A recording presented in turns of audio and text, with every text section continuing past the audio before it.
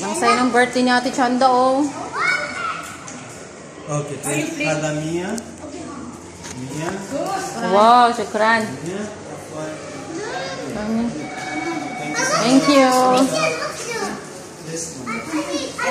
Wala, ang dami namin titikit ni Ate, oh. Where we go first?